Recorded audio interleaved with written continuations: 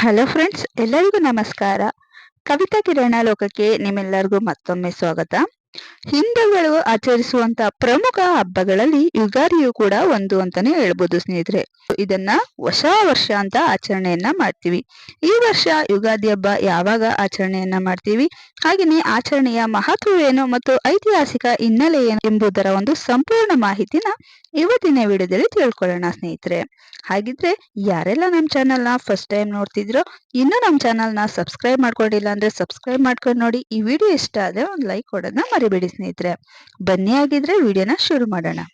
ಹಿಂದೂ ಪಂಚಾಂಗದ ಪ್ರಕಾರ ಯುಗಾದಿ ಹಬ್ಬವನ್ನ ಹೊಸ ವರ್ಷದ ಮೊದಲ ದಿನ ಅಂತ ನಾವು ಆಚರಣೆಯನ್ನ ಮಾಡ್ತೀವಿ ಸ್ನೇಹಿತರೆ.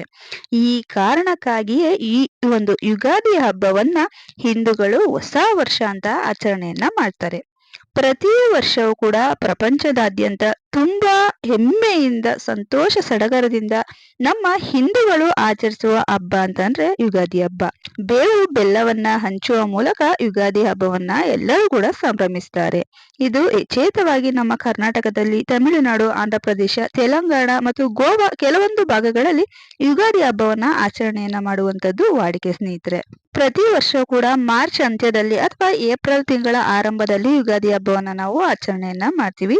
ಈ ಒಂದು ಯುಗಾದಿ ಹಬ್ಬವನ್ನ ಹಿಂದೂಗಳು ಮಾತ್ರ ಆಚರಣೆಯನ್ನ ಮಾಡ್ಬೇಕಂತಂದ್ರೆ ಪ್ರತಿಯೊಬ್ರು ಯಾರೆಲ್ಲ ಯುಗಾದಿ ಹಬ್ಬವನ್ನ ಆಚರಣೆಯನ್ನ ಮಾಡ್ತಿದ್ದೀರೋ ಅಥವಾ ಆಚರಣೆಯನ್ನ ಮಾಡ್ಬೇಕು ಅಂತ ಅನ್ಕೊಂಡಿರ್ತೀರೋ ಪ್ರತಿಯೊಬ್ರು ಕೂಡ ಈ ಒಂದು ಯುಗಾದಿ ಹಬ್ಬವನ್ನ ಆಚರಣೆಯನ್ನ ಮಾಡ್ಬೋದು ಸ್ನೇಹಿತರೆ.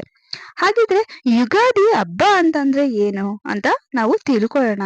ಯಾಕಂದ್ರೆ ಪ್ರತಿಯೊಂದು ಹಬ್ಬಕ್ಕೂ ಕೂಡ ತನ್ನದೇ ಆದಂತಹ ವಿಶೇಷತೆ ಮಹತ್ವನು ಕೂಡ ಇದೆ ಸ್ನೇಹಿತರೆ. ಹಾಗಿದ್ರೆ ವರ್ಷಕ್ಕೆ ಮೊದಲ ಹಬ್ಬ ನಮ್ಮ ಹಿಂದೂಗಳಿಗೆ ಈ ಒಂದು ಯುಗಾದಿ ಹಬ್ಬ ಹೊಸ ವರ್ಷ ಅಂತಾನೆ ಹೇಳ್ಬೋದು. ಈ ಯುಗಾದಿ ಅಂತಂದ್ರೆ ಏನು, ಇದರ ಐತಿಹಾಸಿಕ ಹಿನ್ನೆಲೆ ಏನು, ಮಹತ್ವದ ಬಗ್ಗೆನೂ ಕೂಡ ನಾವು ಕುರಿತು ಸ್ವಲ್ಪ ಮಾಹಿತಿನ ಕೂಡ ತಿಳ್ಕೊಳ್ಳೋಣ ಸ್ನೇಹಿತರೆ.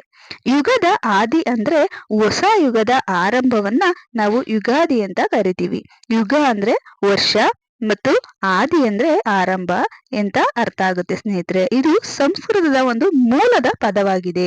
ಮಾರ್ಚ್ ಅಂತ್ಯದಲ್ಲಿ ಅಥವಾ ಏಪ್ರಿಲ್ ಆರಂಭದಲ್ಲಿ ಬರುವ ಈ ಒಂದು ಹಬ್ಬವನ್ನ ಹಿಂದೂಗಳಲ್ಲಿ ಐತಿಹಾಸಿಕ ಮತ್ತು ಸಾಂಸ್ಕೃತಿಕ ಮಹತ್ವವನ್ನ ಈ ಹಬ್ಬ ತಂದುಕೊಟ್ಟಿದೆ ಸ್ನೇಹಿತರೆ. ಯುಗಾದಿ ದಿನ ಬೇವು ಬೆಲ್ಲ ಹಂಚುವುದು ನಮ್ಮ ಪದ್ಧತಿಯಲ್ಲಿದೆ. ಇದು ಬದುಕು ಕೂಡ ಬೇವು ಬೆಲ್ಲದಂತೆ ಸಿಹಿ ಕಹಿ ಎರಡನ್ನು ಸಮಾನವಾಗಿ ಸ್ವೀಕರಿಸಿ ಎಂಬುದರ ಒಂದು ಸಾಂಕೇತಿಕ ಅರ್ಥವಾಗಿದೆ ಸ್ನೇಹಿತರೆ.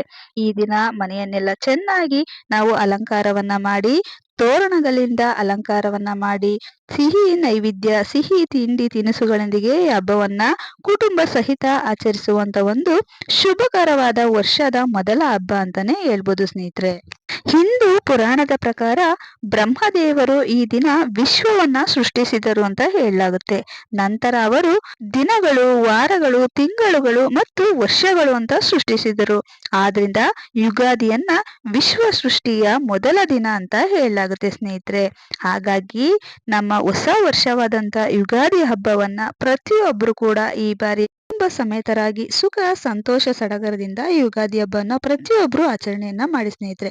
ಈ ಒಂದು ವರ್ಷದ ಮೊದಲ ದಿನದಲ್ಲಿ ನಾವು ಯಾವ ರೀತಿ ಸುಖ ಸಂತೋಷದಿಂದ ಈ ಹಬ್ಬವನ್ನ ಸಡಗರದಿಂದ ಆಚರಣೆಯನ್ನ ಮಾಡ್ತೀವೋ ಅದೇ ಸಂತೋಷ ವರ್ಷ ಪೂರ್ತಿ ಇರುತ್ತೆ ಎಂಬುದರ ನಂಬಿಕೆ ಇದೆ ಸ್ನೇಹಿತರೆ. ಹಾಗಾಗಿ ಪ್ರತಿಯೊಬ್ರು ಕೂಡ ಕುಟುಂಬ ಸಹಿತ ಈ ಹಬ್ಬವನ್ನ ನೀವು ಆಚರಣೆಯನ್ನ ಮಾಡಿ. ಇವತ್ತಿನ ಈ ಚಿಕ್ಕ ಮಾಹಿತಿ ನಿಮ್ಗೆಲ್ಲ ಇಷ್ಟ ಆಗಿದ್ರೆ ಯಾರೆಲ್ಲ ನಮ್ಮ ಚಾನಲ್ನ ಫಸ್ಟ್ ಟೈಮ್ ನೋಡ್ತಿರೋ ಪ್ಲೀಸ್ ರಿಕ್ವೆಸ್ಟ್ ಮಾಡ್ತಿದ್ದೀನಿ, ನಮ್ಮ ಚಾನಲ್ನ ಸಬ್ಸ್ಕ್ರೈಬ್ ಮಾಡ್ಕೊಂಡು ನೋಡಿ.